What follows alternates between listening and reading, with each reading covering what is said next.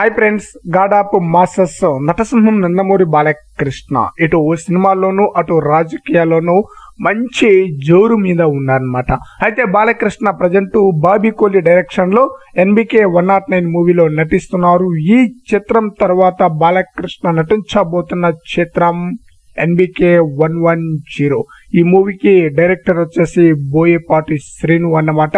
అంటే బాలయ్య బోయపాటి వీరిద్దరి కాంబినేషన్ లో BB4 4వ సినిమాగా రాబోతుందన్నమాట. అద్భుతంగా ఈ మూవీ కూడా ప్రేక్షకులైతే ఆకట్టుకుంటుంది. అయితే BB4 మూవీ అఖండ సీక్వెల్ అన్న న్యూస్ కూడా వినిపిస్తుంది అనమాట.